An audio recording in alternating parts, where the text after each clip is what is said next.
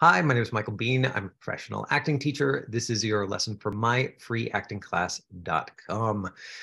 This is our spring session, so we are reviewing self-tapes from brave actors who have submitted their work. We even have a self-written piece today, for an extra layer of vulnerability, and also a professionally written monologue from a monologue competition. So Alex, who is a longtime part of these lessons, let me switch to gallery. Hey, everybody. These are the three that are workshopping scenes with us today, Duke, Alex, and Christina. And Alex has been regularly participating in monologue competitions in his home market of the UK as a way of just getting extra practice. So one of the things that is on my mind today is what is called deliberate practice. And so I wanted to quickly show you some of you might remember I did an entire lesson on this, but it was a couple of years ago. So take a look at this. There's a guy named K. Anders Ericsson, who is essentially an expert on expertise. And he came up with this model called deliberate practice. He's basically somebody who studies, like, how does anybody get expert on anything? And push beyond one's comfort zone. Well, all three of you are showing up publicly to workshop this and letting me give you notes. So I would say you're in good shape. Work towards specific, well-defined goals. Again, there's some lessons in the YouTube archive specifically on goal setting. There's a lot of good material on goal setting out there. I don't think it's a good use of our time for me to go deep into my thoughts on it. But I will say that one of the things that is very helpful with scenes and that I always do in my classes is I will say, what is your focus for the first pass of this scene, right? So if somebody is doing a scene, and so maybe I can bring in that question today just as a way of demonstrating the idea. And this comes from a friend acquaintance of mine, Julie Patswald, a fantastic human, who was in the habit when she did professional auditions of just selecting one thing and putting it on the top in like big, fat, thick marker on the top of her script. She would say, just write like eye lines or sight reading or something specific about the emotional arc. She would beats, right? She would pick one of the many, many, many, many things that one can do with a professional script. And say, okay, yes, I'm going to try and do all the things, but that one is my focus today. And Julie was one of the most skilled actors that I knew. And I think that it's a very useful tool because if what we're doing as a goal, is non-specific, if it is, well, I'm just going to do all the things and do them better, then the risk is that you can always look at your work and assess it as not good enough. Right? Because if the goal is I will do all the things and do them perfectly, if that's the sort of implicit goal that's hidden underneath things that you're not really looking at, well, of course, you're never going to do all the things and do them perfectly. So you can cut yourself some slack on that one. Focus intently on practice activities, the idea meaning that that if it has all of your attention as opposed to if you're sort of just doing it while you do something else. The example here is driving. Right. So if all it took was 10,000 hours of doing a thing to become absolutely expert at it, everybody sort of past a certain age would be a masterful driver. And that is not the case. And so it requires deliberate practice in order to get past sort of a baseline level of skill and continue to improve.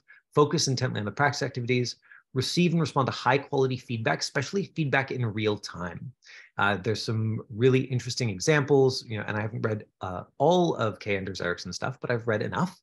And there's some really interesting examples of places where somebody gets enough feedback that that the human develops like a level of intuitive expertise that is far beyond what a computer, what a machine can do, but only if they receive this high quality feedback. If they're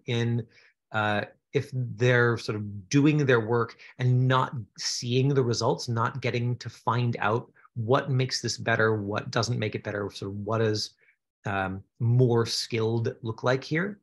And that's what I think you're doing in class. And one of the reasons that I think it's important to share your work obviously like with each other and review your own work. One of the wonderful things about film and TV is you can give yourself high quality feedback by reviewing your own video afterwards. But I think it's also important to run those videos by somebody who has some of the skills that you want and get them to share their opinions, high quality feedback, and develop a mental model of expertise, so that you're slowly internalizing all of the different things that go with being an expert. So that mental model. Yeah, and so that's a bunch of specific details. The basic idea is deliberate practice, right? You're focusing on what you're doing. Are you stretching past your comfort zone? Do you have a specific goal? So maybe today we'll ask for a specific goal, which, like I said, I do when I teach regular classes and have not been doing here because we've been reviewing tape, but I think it's still useful because there's lots of different entry points for talking about this. Now, I'm going to quickly jump into a question of Alex's as well before we get into working on the tapes. And today we've got a little bit of a smaller group of tapes to review. And so if you have questions, please put them in the chat window. We're definitely going to have more time for those today. So Alex, who you can all see here, who's beautifully well lit, and there's no space on top of his head. There's a nice clean background. Yeah, there's some like little bits of shadow there. Is that worth obsessing about? No, really not. It's, is it like Alex is going to be magically a better actor if there's no shadow behind him? He's fine. He looks good. He's got a light reflected in his eyeballs. He's right in the center of the frame. That's what matters here.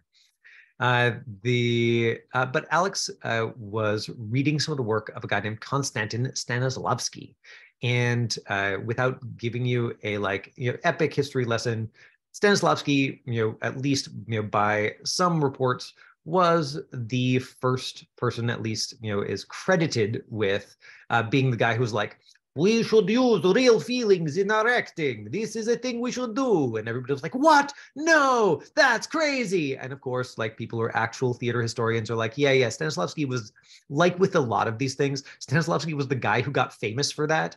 But he was not, by any stretch of the imagination, the first teacher or actor who was advocating that. He was just the most famous one who was really good at marketing, and everybody was like, he invented this idea. Nobody had ever thought ever before of using real feelings in their acting. It's like, really? How likely is that, given how large the world is? I think some people had thought of it before. He was just the first old white guy who ran a theater company in like a giant national theater company in a major country and published a bunch of books. Anyway, he was the guy who got credit for it. And he came to the States and he taught a bunch of the people who sort of went on to be massively influential in terms of founding North American acting and film and TV acting the way it is. So his name's worth knowing. And Stanislavski, has this thing that he said in his books that Alex sent to me saying, everything your character does has to sort of support the main message of the play. And so Alex was like, how does this jive with what you told me a couple of weeks ago about, it's not your job to make sure to try and like tell the story of the main character. Yeah, and basically, do you in a film and TV scene have to think about the overarching message of the entire play? If you were going to go deeper with Stanislavski's work, you would find something called, so there's objective, which I talk about with my scenes, like what does your character want most, and what are they doing to get it, especially doing to that other character to get what they want.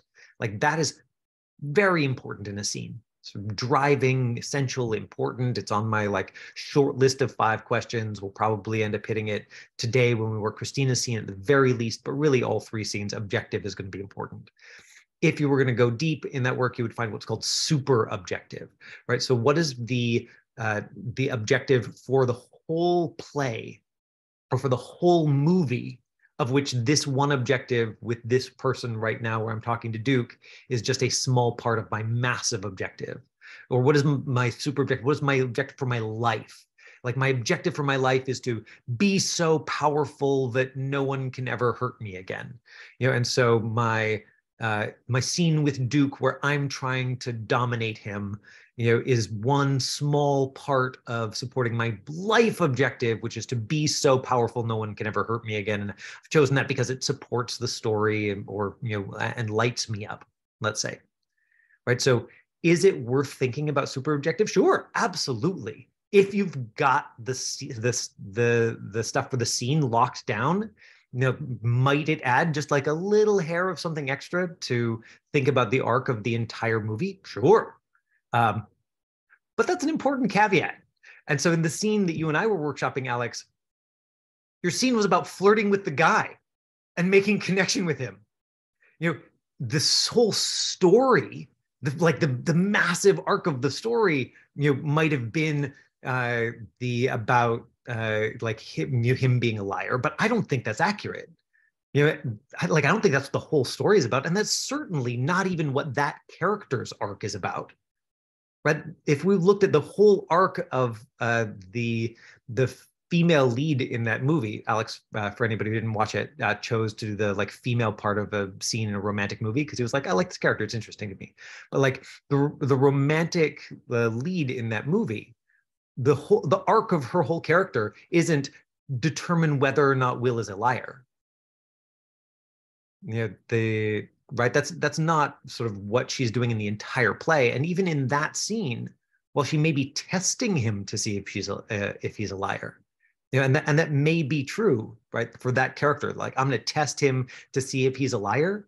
In that scene, Will wins, right? And you cannot ignore the circumstances that they're on a date and flirting with each other, right? And so it's like the super objective is like salt, very important, but like 1% of the total volume, actually less than that. If I like salty food, but like 1% salt is probably way too much. Right? There's a sprinkle. So like, is it useful to sprinkle your scenes? Sure. But only if you've got the other ingredients taken care of. And so in that particular scene, Alex, I think the main ingredients were off. And so it didn't matter if you salted it perfectly. Does that make sense? Yeah. Now, to go back to Alex's question, and the reason that I think it's useful to talk about, once you start even thinking about being able to play leads in movies, or TV shows or plays, playing a lead in a play, much more accessible, highly recommend for everyone. Everyone watching this, if you're like, theater is dumb, then you just have not seen theater that's exciting. And yes, if you go out to theater is higher risk.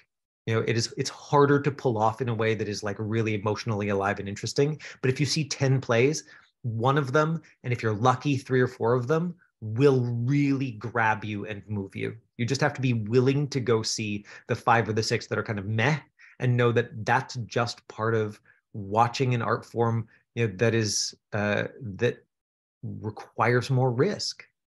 But film and TV, the TV shows that are kind of meh, they spend $1 million on a pilot and it never gets aired. Right? Can't do that with theater. Theater, people are pouring their heart and soul into it. They're doing their absolute best. They're usually very skilled people. And sometimes it doesn't quite work. In the same way that sometimes you pour your heart and soul into a scene for class and it doesn't quite work. And I think what happens with theater is a lot of folks go see a couple of plays and they're like, meh, like theater is dumb. It doesn't do it for me. It's like, yeah, I believe you that the shows you saw didn't do it for you. That doesn't mean it's not possible. So I would say, like, get out there, get into it. But if you're thinking about being able to play a lead in a show, well, then you have to think about the super objective. You have to think about like the whole scene, isn't in this, scene where I'm talking to Alex, I'm going to try and, like build a connection, and figure out if he's a liar. Right? Like that might be important for this scene, but the arc of the whole play, might be, about me like redeeming myself, or like following my passion, or you're trying to control the circumstances so that I don't get hurt, or right, like how does this objective, or this scene fit into the overall arc of my character? The larger a role you're playing, the more significant that is. In terms of thinking about it, because it helps you tie together the different pieces in a way that makes a sort of master narrative that is more interesting to watch. And right, so that's where it becomes important.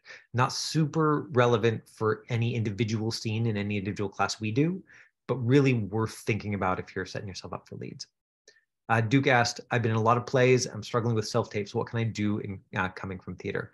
Duke, let's talk about this when we get to your scene, because I want to kind of get specific with you as opposed to doing top level stuff, because there's a lot of stuff I could cover there. Also, I want to get to workshopping some of the self tapes, before folks start to get impatient with me. They're like, "Show me Christina's tape. Let's see some acting." So let's get into that. Let me pull up Christina's scene for you. So she is doing she's doing something from a TV pilot. So this is a great example of something that was, they auditioned, they cast it, they shot it. I assume they shot it, but it was never aired. It doesn't matter how much time you spend looking on IMDb, you will never find this project, because as far as I know, it was never made. But the writing's really funny. It's really snappy. They probably cast really skilled actors. They probably had a really skilled director. Probably just didn't work. They probably just showed it to people and they were like, nah, I don't know why, but it just doesn't work. Well, that was $1 million of experiment, but moving on to the next. And the writer who wrote it and had their TV show picked up and was like, yes, I'm like, this is it. I'm made forever because of this show, was like, oh. And all the actors were like, yes, I'm finally a lead in a TV show for the first time ever. Yeah. Oh. Right. Welcome to an artistic career. TV pilots are a great opportunity for folks who don't necessarily have masses and masses of credits to work on larger projects, though, because of that gamble, right? Because it's not guaranteed for a season unless it's already been, say, picked up for 10 episodes by Netflix. Like sometimes that does happen. So here's the first take that she did of the scene. I'll have a caramel macchiato, large. I think you mean venti. I drink the coffee, but I don't speak the language. Are you implying that we're not really in Italy? But if we were, venti wouldn't mean large. It would mean 20. Your name for the drink? Fernando Lamas. That's not your name. No, but it's Italian. No, it's not. It's Spanish. Why do we have to fight like this? That'll be $4.30, Mr. Lamas.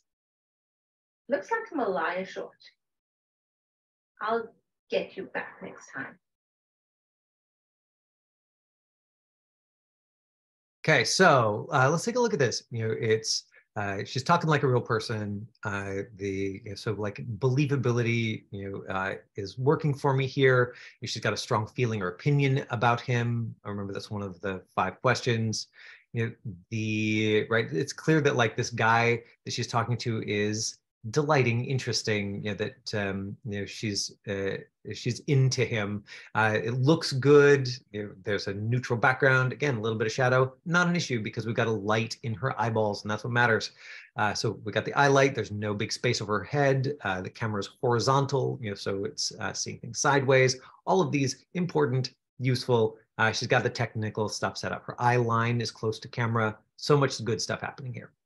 Let's watch the second take, and then I want to get into sort of the things that might be useful. Christina, remember, I'm going to ask you what your focus is here when I get before I get into giving notes, because there's lots of different ways that I can go with the notes, and one of the things that I want to do is see if I can help those notes support whatever your specific goal is today. This one I've got to show you on YouTube. It's likely to be a little bit laggy for those of you who are watching live, but if historically, it will look just fine when we watch the video later. So here's take number 2. I'll have caramel macchiato, large. I think you mean venti. I drink the coffee, but I don't speak the language. Are you implying that we're not really in Italy? But if we were. Venti wouldn't mean large. It would mean 20. Your name for the drink? Great. Now, this is closer to what I was saying last week, Christina, was my suggestion for notes. So it's interesting that you had already done this take. So what we've got is like you sort of not quite trusting him at the beginning and giving him a little bit of attitude, and then there's this moment where because he knows what venti means, you're like, wait, okay, now you're smart and interesting, or now there's something appealing about you. I think we can clean up that moment and make it read a little bit more clearly, but I can see that you as a smart actor are like, oh, okay, I'll do the one where it's like he's cute and I like him right away, and then I'll do the one where I'm like, I'm gonna push him a little bit, and then I'm gonna decide he's great. For the drink.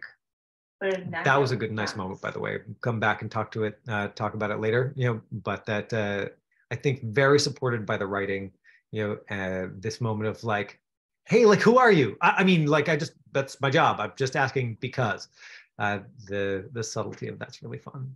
And like I said, I think a good clear read on the script. That's not your name. No, but it's Italian. No, it's not. It's Spanish. Why do we have to fight like this? That'll be $4.30, Mr. Limits. Looks like I'm a liar short. I'll get you back next time. Right, he takes something from the tip jar and walks off. And because he is so charming, the conceit in the script is that like not only is she not upset, but she finds this like audacious and charming. The story questions, just a quick reminder for folks so that we can kind of look at those in class if we need to. Ta-da, there it is. Is story, who are the characters, what's happening, style, what kind of show is this, relationships, what are the strongest feelings or opinions. Like I said, we've really got this in both of Christina's takes. When do those feelings or opinions change? The second take that we watched has more of that change, and I think that makes the story more alive. And then what do you want? How are you trying to get it? What are you doing or making the other person do or feel to get it? Yeah, and so Christina, what's your focus here as we go into giving notes and workshopping it? Do you mean like what was I trying to like show the audience, or like what I understood from the script? No, I mean today, what would you like to focus on as we're workshopping? I'd like to focus on kind of making my, like, kind of cleaning up those reactions, as you said, because sometimes when you like acting, it's kind of unclear of how to like what you're supposed to do. And I also kind of want to work on not making my emotions too like showing it, because sometimes I'm still having a bit of a problem with showing my reactions. So I'm trying to do that. And then the tone of my voice as well. Sometimes I sound the same on the takes. I want to be able to like sound different, but natural, like Perfect. Sound. Absolutely. I think all of those are really wonderful, valid goals. So I'd like you to pick one, and of course, we will try to do all of them, but if you had to pick one, as a focus for today, what is it? I think tone, because I think we talked about reactions the last time. So I think it'd be more of like the tone of how you're trying to talk to the person, the tone you need to have. Okay, because you're listening to it sometimes and feeling like you don't believe yourself. Is that what you mean about the tone? Okay, great. That is a fantastic goal to choose, because that one is, of those three, is probably the thing that we can make the most meaningful difference on, because I think, my opinion, is that you are psyching yourself out, and that your worry about tone is completely in your head and is totally just you watching good acting and being self-conscious about it. That's my opinion about that. Now, I'm not saying that you can't go further with like believability and expressiveness. Of course, we always can as actors. But if you're like, it just doesn't, it sounds kind of weird. Yeah, watching yourself on tape, your voice doesn't sound like it does in your head, right? Like it's always going to sound kind of weird. Also, other people's vulnerability is always exciting, brave. It's like, oh, it didn't quite work, but like I got to see how brave you were, and it really like felt you in that with other people. And when it's our own that we're watching, we're like, oh God, what is that thing that's happening with my eyeball? Why do I make that face? And I do that when I watch these lessons back, and I've been in this game for 30 years longer than you. And still I'll watch the lessons back and I'll be like, oh, just embarrassing, Michael Biehn. And you have to know that inner dialogue sometimes is going to be present no matter how much experience you have. That I think that some of the witnessing yourself be vulnerable always has a little bit of cringe to it. Okay. Yeah. And some of that is just getting used to it. And some of that is making the mental shift to, oh, no, that's not me I'm watching be cringy. That's the character. Oh, yeah. Oh, this character is so vulnerable and cringy and interesting. Yeah, and so, yes, there's a little bit of like mental gymnastics there, but if you can pull it off, you're like, oh, yeah, huh. Does that cringiness work for the character? Should we make it more cringy? Maybe we should. Right. But if you're just watching yourself and you're like, oh, kind of cringy, typically that's just the experience of witnessing yourself be vulnerable. So I'm really glad you picked that as a focus, because there's almost nothing that I can tell you to do that will change it except stay focused on the other character and doing the thing. And, but, reassuring you that this imperfect process is just what it feels like, that I got. Pick the right teacher for that one.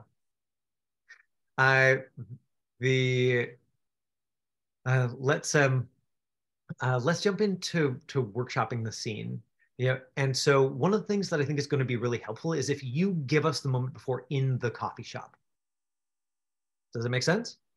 Right. So, I want you to give one side of the camera. So pick the show me the eye line for me. I'm going to be reading PEP with you.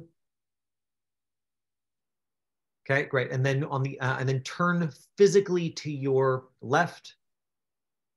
And give yourself a counter to be wiping down, or an espresso shot to be finishing, or a cash register to be like, fiddling at, and then just, and then but before we get to action, I want you to glance over, see, oh my God, like, look at this poser in his like shabby chic outfit that probably cost $5,000 because he's in Beverly Hills. And so it's like, oh yeah, you're ragged at the seams, but you paid extra money for that because you're that much of a tool. Because that's the situation. They're in Beverly Hills, and she has this like sort of negative opinion of Beverly Hills folks. That's sort of what's written into the script. Yeah. Oh, should I talk or just like react? Well, at the beginning, since we're gonna cut, we would cut that out. You can absolutely talk. And then if we were workshopping it, typically I would say like, let's look for a take where at the very least we have that like looking over and reaction, without words. You make sound. But like, if we want to use that on the tape, then those first couple of seconds has to be without. And so one of the things we can play with here is going further with that change, to the strong feeling or opinion. So right now, look at me and say, oh my God, what a tool. Oh my God, what a tool. Yeah, great. Now, and then keep doing your thing at the counter.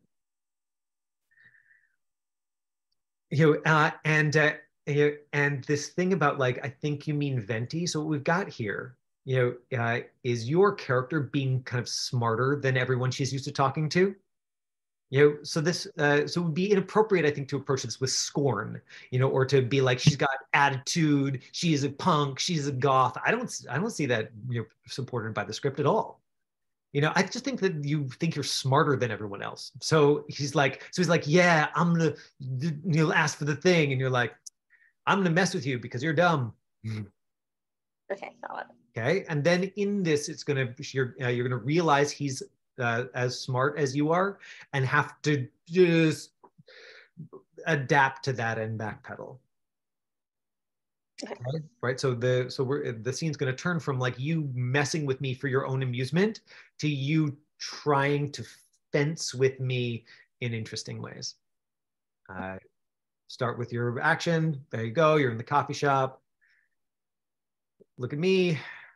Just, nope, don't turn. Right. Make it simpler than that. Just a little glance over to see what a tool I am. Ugh, oh God, another one of these guys. Hey, I'll have a caramel macchiato, large. I think you mean venti. I drink the coffee, but I don't speak the language. Are you implying that we're not really in Italy? Good. Now you understand that you're making a joke there, and you're making a joke for your own benefit, because of course you're not really in Italy. You're in Beverly Hills. Like at a Starbucks. So and so let me get the line again. Just make sure that you understand what's happening now. Are you implying that we're not really in Italy? Good. Stand up straight. Don't lose your head like that, and just say, "I am so much smarter than you." I am so much smarter than you. Good. Now say the line like you said that. Are you implying that we're not really in Italy? Exactly, right? So you're just taking the piss out of this guy who thinks he's, all that, and you're like, yeah, no, I might be on this side of the counter, man, but like, I'm so much better than you are. But if we were, and then you think you know the answer to this, but he doesn't. So, teach me something. Venti wouldn't mean large. It would mean It would 20. mean 20. And that's the moment, when he says it with you, that you're like, whoa, wait, what? He's cute and really smart. And that, leads you to asking, Your name for the drink. yes, right? So there's the interest, but the cover. And so now we're getting into complexity. Fernando Lamas. Okay. Oh, he's smart. He's sassy. He's fencing with you. That's not your name. No, but it's Italian. No, it's not. It's Spanish. Well, how do we have to fight like this? See, he's fast. He's clever. And you're like, dude, okay, I'm yeah, right. So you're just going to keep trying to one up him. Like, yeah, he's cute, but you're not going to let him win. Don't, careful about the leaning forward. That's you losing your status in the scene physically. That'll be $4.50, Mr. Lamas. Looks like I'm a lira short. Oh, he even knows what the currency in Italy is, right? Like he's smart, he's sassy. And then he reaches into your tip jar. It's like, what is he even doing? I'll get you back next time. Like, who is this guy? And you watch him walk off. Yeah, that's the whole scene. So now let's run it and see if some of that works without the side coaching. But this tool that everybody watching has just seen me do is called side coaching, where I'm making adjustments to the actor in real time. Christina's been here for a while, so she's gotten used to me by now. The first couple of times it happens, it can be jarring, and definitely some actors it doesn't work for them at all. But I like it because it lets me make real-time adjustments that are like a little bit, at least when it works, it's a little bit less, in your brain and a little bit more in your body. So when you come back at it, the notes that don't stick, we're not going to worry about those. Let's take them from the top, and we'll do it without me talking to you. Hey, I'll have a caramel macchiato, large. I think you mean venti. I drink the coffee, but I don't speak the language. Are you implying that we're not really in Italy? But if we were. Venti wouldn't mean large. It would mean 20. 20. Your name for the drink. Fernando Lamas. That's not your name. No, but it's Italian. No, it's not. It's Spanish. No, it's not. It's Spanish. Why do we have to fight like this? That'll be $4.50, Mr. Lamas. It looks like I'm a lira short. Hey, I'll get you back next time. Cut. Great. And so if we were to look at the script together, this time, there's this note here. It would mean 20. They both say it at the same time. A beat of mutual amazement and appreciation. This time, we got that really clearly. Right? This time, it made sense. It wasn't just like cute guy and like low status barista girl. It was like the two of them fighting and getting along. Man, I'm glad you picked something as your focus that was real easy to address with you, Christina. Thanks for making that an easy win for me today. Thank you. My pleasure. We've got Duke's scene. So Duke wrote a scene, a father-son scene. I have not had a chance to watch it yet. And so we're going, because of internet problems that are boring to talk about. But let me add Duke for those of you watching at home. Ta-da! This is Duke. You'll see that his setup in his tape, of course, is more detailed because, for class, it's just functional. He has more highlight in the tape, than he has right now. But Duke, what's your, if you had to sort of choose a focus here as we're getting to the workshopping, what's your focus? What's interesting to you today? Well, I'd like to follow up on last week because there were so many comments about my reader being overpowering. And you said, why don't you get a professional actor? So I tried that, and I'd like a comment on that. Oh, great. For my acting though, I was going for a vulnerable person again. So Great. Yeah, and so you that helps contextualize the scene for me, because I think what I was trying to say before class was starting, in looking at the script, is that it is like basically vulnerability dominant. It is like the scene is like very kind of pure vulnerability, in a way that I think that if it was in a TV show or in a movie, you'd want to find layers to it, but maybe for an exercise like this, that's exactly what you need. If you want to focus on vulnerability, just like great, write yourself a scene that gives you just pure all that to play with. So let's talk about the vulnerability, and just so I understand, you mean that you're interested in like making that sort of feel better for you? Like, is it about the subjective experience that you want more of, or is it making sure that it looks or sounds real to us? I thought they were one and the same, but I'd like it to look vulnerable. Okay, gotcha. And they.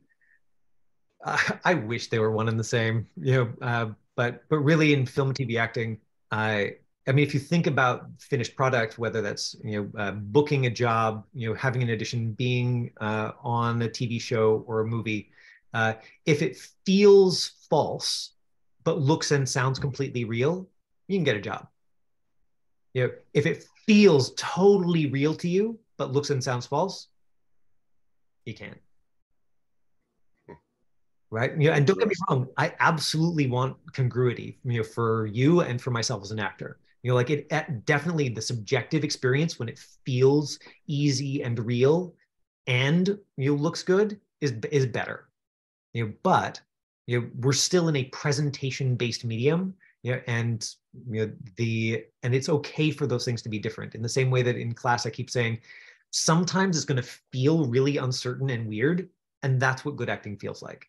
Like that just I think is inherently true. So especially if you're going to something edgy like vulnerability, if you are choosing something that is like past your edge, you're like, do you remember that from deliberate practice where you're like stretching? It's possible that when you do things like that, you'll be like, I don't know, it just feels like crawling out of my skin, awful. Sometimes it might be really occur for us as really skilled, even if you're inside of that. So let's take a look.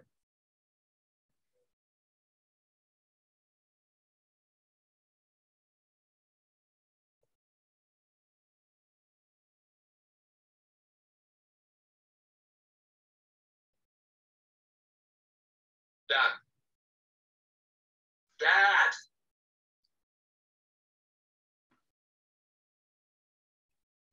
Johnny. That's it again, Dad? No, I'm getting ready to mow the lawn. Dad, I can smell it. No, I'm retired. Collecting disability isn't retired, Dad. Well, I'm taking care of the house, Johnny. Our house. And the back. It's John, Dad. Yeah, you're back. That's all it is. It's not all. You're not disabled. You're a drunk man. I'm tired.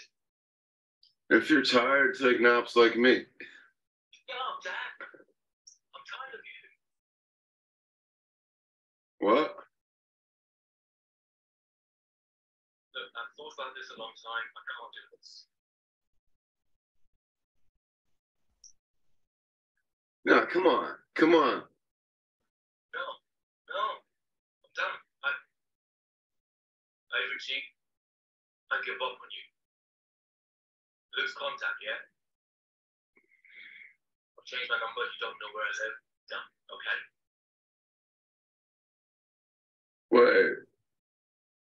Wait, what's... Johnny. John, don't go. Where are you going?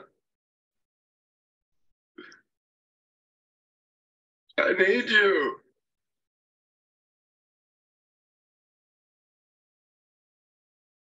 Oh man, Duke, there's so much warmth and honesty in the beginning of this, because I didn't have a chance to review it before class. Like I was worried that you might sort of play into the drunk. That's something that we talked about, I think, in a tape that you did last year, and that wasn't true for me at all. You just seemed. I thought that you played like happy and physically relaxed in a way that absolutely helped tell that story without you needing to do it. And so the opening piece of the scene is really honest. I think that the timing of reading with professional actor for me works so well here, right? That not the person reading with you showcases you extremely well in this case. Does that make sense? Right? Like they're not, showboating. You've got their volume kind of set low. The timing is nice. It sounds like a real conversation. And so really like even more so the focus can be you. I think it's like a good investment for your self-tapes, as long as, you're finding like folks to work with, that you like working with that aren't too expensive. Right. So that piece of the technical feedback, like I think that's really solid. Man, didn't Christina, Alex, didn't that tape look great? Right. Like and so Duke wrote something for himself, which meant that he understood it better. And like I said, on the page, I was like, it seems kind of flat. Didn't seem flat at all watching the tape. So there we go. Michael Bean, not a professional scriptwriter and not a professional assessor of scripts, because Duke's performance was fantastic. And I think that the moment, that is worth workshopping together, is exactly the one that you picked as your focus, is that last walk away. It's that's the moment where I think as a character, I see you like reaching into the vulnerability. And if we're going to go back and workshop the whole scene, because it was so successful, this like your son being judgmental and you trying to like blow it off, it was like it just really worked. One of the things that we could play with there is making it harder for you, right? We could put in more obstacle. We could make him more judgmental. We could make his judgment be like hurt more. We can play with exploring, making it more difficult for you to do that, right? Objective and obstacle, are often in tension with each other. Do you understand what I'm talking about, Duke? I think so. Yeah. Right. If we were to do that right now, probably what we would get, is something that was like interesting to explore and just less consistent, right? So that would be something that would be part of rehearsal, or if we had like an hour to tape it, we would explore it first and then we'd let it settle, and kind of come back to like you just being inside of it. But in terms of what your focus is, I think we should just like zoom in on that last moment, where you really, clock that he is, walking away. Does that make sense? Yeah. Now you seem to go out for, and I think are like well suited to these like very traditional kind of normatively masculine roles, right? And I think that's one of the things that came up in the last couple of lessons, where I'm like, these moments I'm seeing you sort of deliberately express a feeling, and it doesn't read. And I didn't get that in this through this tape, at all, except for that very last moment. Like the last moment is, it looks like you're reaching, or that you're like, it looks like the actor trying to be more vulnerable. And so top level, the easiest adjustment to make there, is to say like, once it comes to actual performance, I think you just have to trust that whatever actually shows up is enough. But then if you're exploring it and you're like, okay, well, I watched the tape and what shows up doesn't feel like enough for me. Okay, well, then we're going to explore it and try and heighten it. But then when you get to the performance, you can't, as the actor, reach for the feeling without it risking appearing false, typically. Right? Because when people are sad, and especially when normatively hypermasculine folks are sad, generally we're seeing them try desperately not to express it. Right. So if we see what looks like the actor reaching for sad or trying to be more sad, as opposed to having something that is so intense that they can't keep it in, then there's potential for that to read as false. Do you know? Yeah, I do. Right. Like, and that's, and I don't think that's specifically about normative masculinity. It's just more acute there. Truly, with almost anyone in a scene, if we see them trying to be sad, even a little bit, then we're like, wait a second, that's not something I recognize from hanging out with people. Right. That typically speaking, it's doesn't read as honest, in anyone, unless they're under 5. So it's really weird. It's that, like, if you watch somebody who's 4 just like try, like, basically perform sadness on purpose, a lot of the time it looks real in a way that is just a little bit startling. And you're like, huh, I'm now suspicious of children everywhere because this looks, this doesn't twig my like non-believability sensors. Sorry, dude, go jump in. Oh, well, I was also trying to be not just vulnerable and sad, but drunk.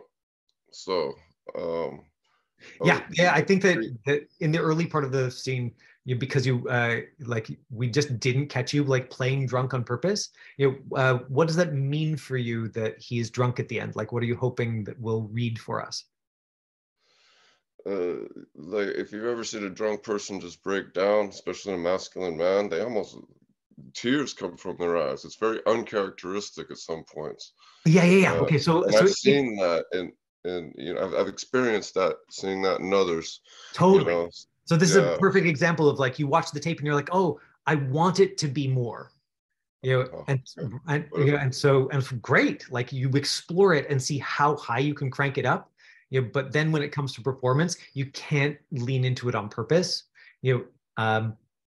Most of the time, like, so let's just zoom in on the very end of this scene. The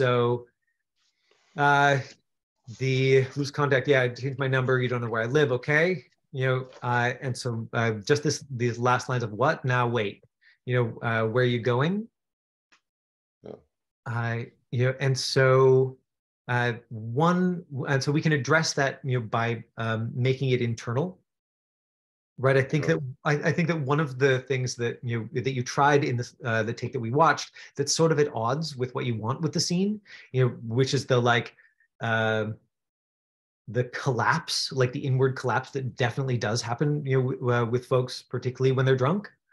Right. If you want it to go full toddler, then it's more, then I think you might be better served by having it be internal as opposed to shouting it, to him as he leaves. Right. And so when we get to this, where are you going?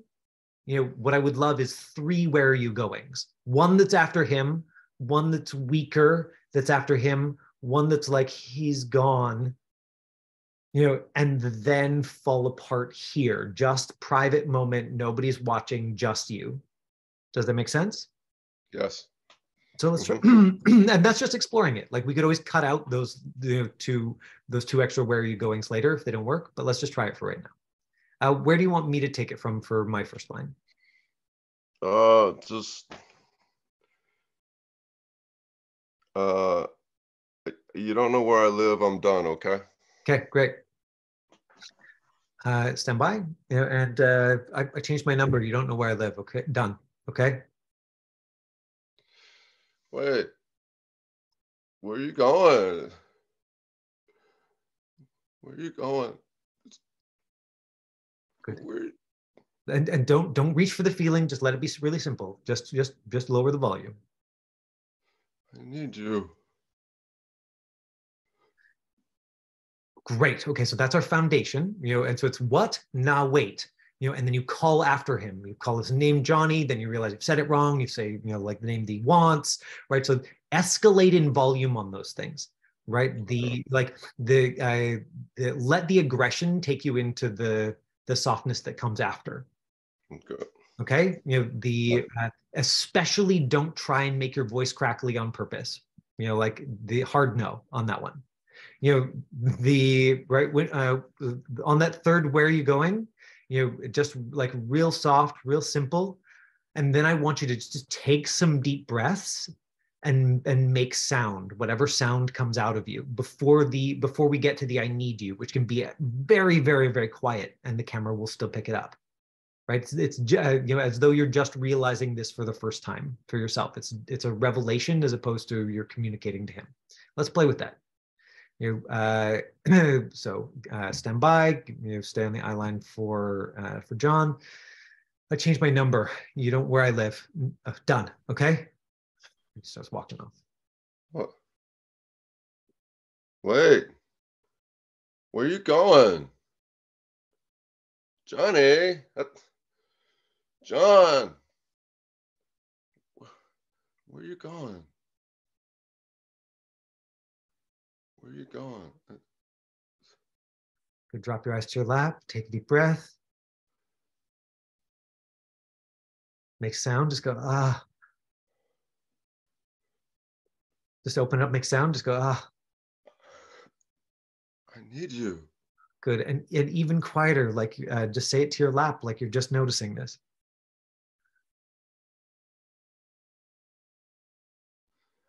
I need you. Good. And then just for exploration, just so everybody can see how this might work, if we were like, we wanted to explore it and heighten it and then bring it into the scene. Imagine, you know, that there's that like pit in your stomach, right? So it's real tight. You can even take your hands and like press them hard into your own stomach, look down at your stomach and just, no, right, like, you know, like you're passing a gallstone, right? Like there's something like twisting itself up in your guts. Just give me that. Right, just physical sound. Got to make the sound. Just look at your stomach. We're not in the scene. We're just doing an exercise. Just make sound. Just look at your stomach. Sound, sound, sound. More sound. The more sound you get, the more feeling you're gonna get. Look down at your stomach. Look down at your stomach. Right. Right. So you know about pain. The experience you're bringing to the scene is pain. It's not sadness, it's pain. And physical pain can be a beautiful access point to that. Now, we're going to go back to looking at him. You know, I changed my number. You don't know where I live. Okay, done. I'm done. Wait. Good. Don't be drunk.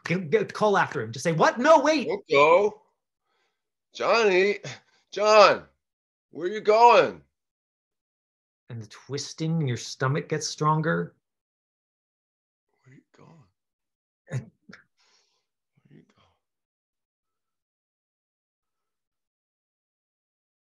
I need you. Good. And then just look after him, just so we can see your eyes, and just stay there. You don't have to do any more than that. Beautiful. Good. Now, when you watch that back, I think you'll see some really usable stuff there. Okay.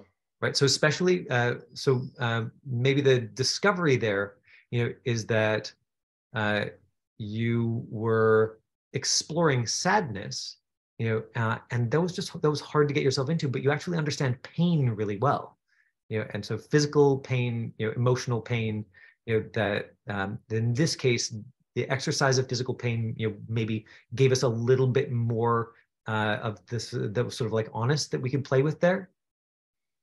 Yeah, and I think that especially, but that even before that exercise, you know, when you just turned it inwards and focused on yourself, you know, that there was more. Now, talk about vulnerable. You know, Duke just got to do that exercise, knowing that I'm recording it and I'm going to put it online while you all watch live. So, you know, like props to you for doing the brave thing. A lot of folks shut down, you know, when they feel like they're sort of doing something personally revelatory, you know, and other people are watching. So thanks for letting us in on the action. We're running a touch late, but we also got started a touch late. Christina, Duke, are you able to stick around for an extra minute while we watch Alex's tape? Okay, let's watch Alex's self-tape.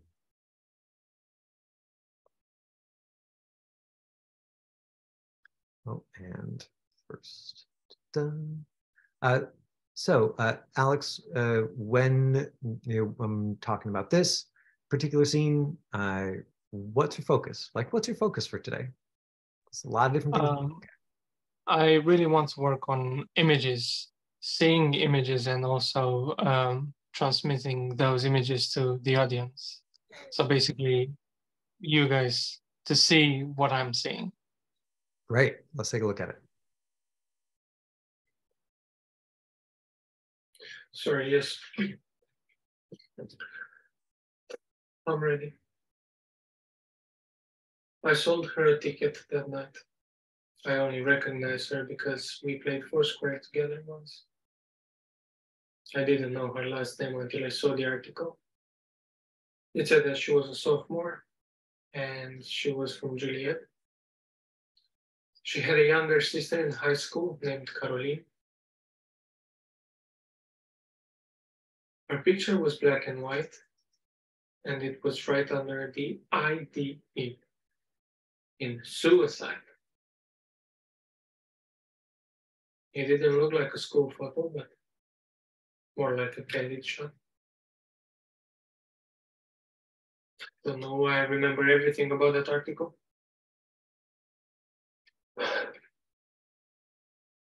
That night she seemed fine, friendly and smiling. And I couldn't have done anything different. And I couldn't have known what she was feeling. But I didn't ask, did I? I didn't ask. Great. Alex, that's just good work. Right? There's a good amount of movement in it. It doesn't seem static. You know, the story I got watching it was that you decided that you were, you know, in like a support group, you know, maybe, you know, that like it was like folks sharing their story of the dead girl. Right. I think that it would be interesting, you know, if we were cutting it to think about like losing the sorry, I'm ready that you added, you know, because I think that did make the first moment more alive. I think it's a great idea, you know, but I'm not sure you want to start with an apology. You know, that's just a very small, like, sort of technical editing thing. If you made adjustments to the script, man, they didn't stand out for me. You know, I think that you're in good shape. You know, whatever you were doing in terms of your relationship and the person you were connecting with and communicating with, that piece was alive for me. Were you looking at a real person, or were you just looking at a spot on a wall? No, I was just looking at the spot in the wall. That's fantastic, because it definitely reads as though you're talking to a real person. And so in terms of image work, you know, and Alex is using sort of like acting teacher language of like images, you know, in talking about this kind of stuff in these lessons, I call that relationship, you know, but it doesn't really matter. You know, like you call it images, you call it relationship, you call it spaghetti. It's, is there a strong feeling or opinion about this thing that you're looking at, and is it personal and alive for you? You know, and there's lots of different ways into that, you know, but it is a huge part of the work of an actor because it's imaginary, right? Like even when you're on set, you know, you might be looking at a real person, but that person is surrounded by 60 crew members and cables and, you know, a camera that's giant, that's on a track, and lights and, you know, whatever. Like the work of the actor still in large part, you know, is, can you invite in something that's imaginary in a way that activates your system? You know, and so the language of images doesn't resonate with me personally. I think just because I'm not very visual. You know, if I thought that I had to like actually visualize something, I'd be like, well, I just can't do that. That's not me. You know, but that's the Michael Bean system, right? Like when I check in with myself, you know, I'm much more somatosensory, right? I'm much more, you know, like kinesthetic and feeling than I am visual. So if the language of images lights you up, great, that's what matters. What matters is that you're looking at the thing, you're feeding your imagination something that makes it alive. Yeah, and I think that in this case, you did that. Right? Michael, I just want to say thank you so much for your words. I feel so happy and so secure with my work now. Thank you so much. Good. Yeah, they're like it looked really alive. You know, it didn't read as false. You know, it didn't read as like too still. It didn't read as technical. It just looked like you were kind of torn up about this girl. And so we could explore it this way, explore it that way. But would we necessarily get a better take than what you just did? I don't think so. Yeah, at this point, it would just be like, could we explore into something new, right? If we had 20 minutes, half an hour, you know, then we would do some exploration and be like, I wonder if that will add something. But you know, it'd be salt as opposed to ingredients, right? You got the ingredients here. Cool. Thank you so much. Can I just one thing about the script, like modifying it. Mhm. I found this script on internet, and it was so interesting to me. But the author just, like, for the first five phrases, starting with an I, and then for the next three, it was just she in the beginning. Yeah. And I was like, I'm just gonna say I. It's not going to look good. Okay. So I changed the order of some phrases, and at this point, I didn't say a line. I just said it in my head just to get Yeah. a reaction out That's of great. it. Cool. That's great. Yeah. And the writer's not going to be watching this monologue competition, so you're fine. Right? Like the only time something like that would be an issue, would be if the writer, the director, or folks who are very, very familiar with the script were watching the audition. Then maybe you would, then maybe it would be more of a risk. But for something like this, the person doesn't have the script right in front of them, you're fine. Like whatever adjustments you made were so minor that it didn't look like you were, trying to also be a screenwriter. Like, right, you changed some, what are those pronouns? Like, I think we're good. I realized that I didn't get to, Duke, I didn't get to your question about theater. Do you want to sort of quickly, clarify sort of what it was that you're struggling with?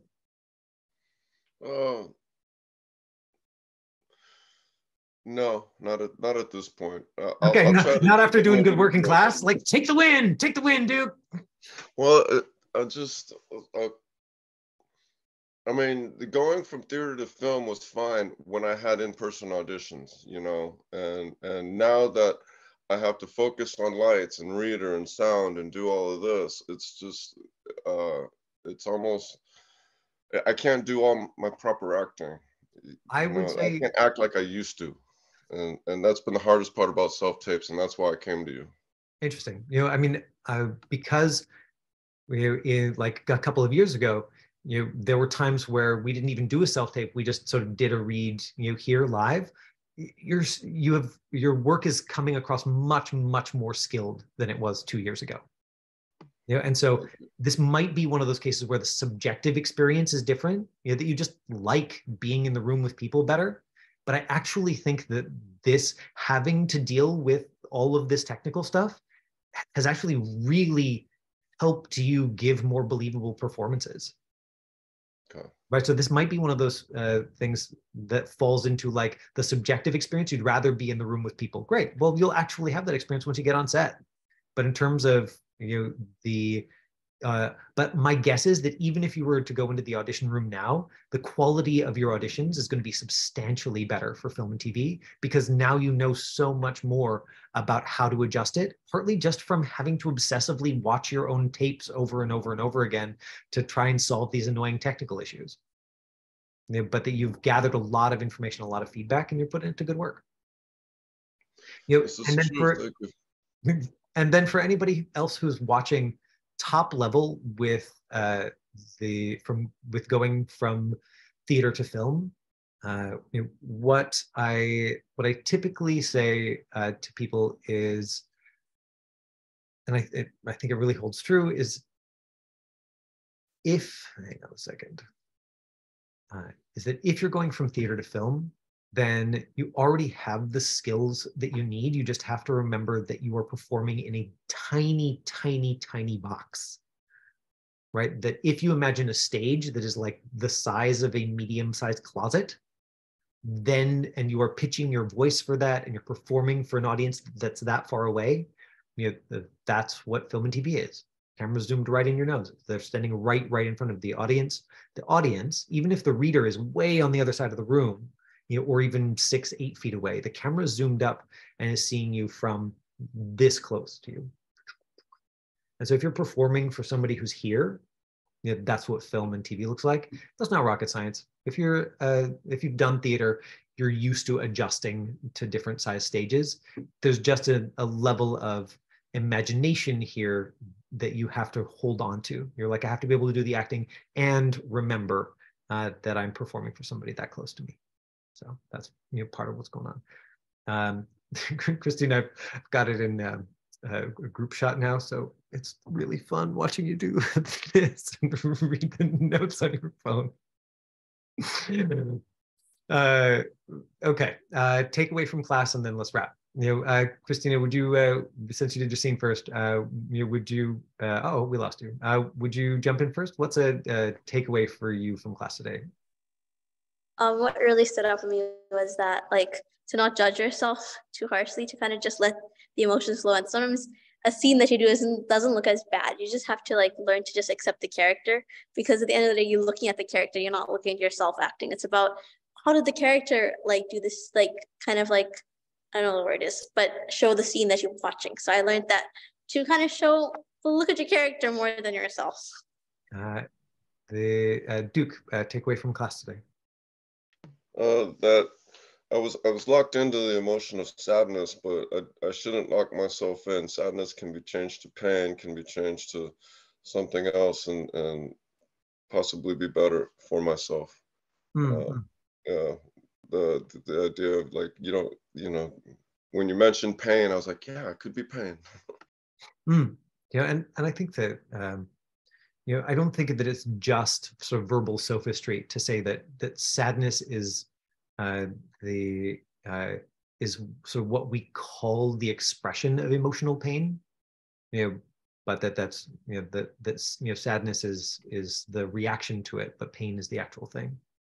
I found it really interesting, and it's really easy to Google this, but emotional pain, and depression, for instance, lights up the same part of people's brain in neuroimaging studies as physical pain does. And I was like, oh, that maps perfectly with my experience as an acting teacher. It makes intuitive sense to me that our brains experience psychological pain and physical pain as essentially identical. And also I think that it supports that idea that if you understand intense physical pain, which basically everybody does because we've all, like, I don't know, sprained our toe or broken something, at some point in our lives, then that gives us what we need to access any amount of emotional pain, even if it's something that is sort of past what we have like direct memory or experience of in our lives. Alex, takeaway? From Christina's and also Duke's scene, I want to point out that it's so important to build a world where the character is living in and you're just playing a character. And it's so important to put him in a situation where he is just having a normal day. Yeah, nice. Great. Thanks for a great class. That was fantastic. I feel like we got a lot covered, in an hour, and I'm excited to see the way that all of your work is progressing. Shoku, by the way, sends her apologies, but she got some shifts for her job that are going to conflict with the next couple of classes. Danielle, as far as I know, is still in New York working on some show there, and Dia's in India working on something. So the thanks for sticking it out, because anybody watching the video at home, they're tracking your progress, and my hope is that anybody watching, that's more interesting than what Michael Bean has to say. Okay. Bye, folks. I'll see you next week. Bye, Michael. Thank you.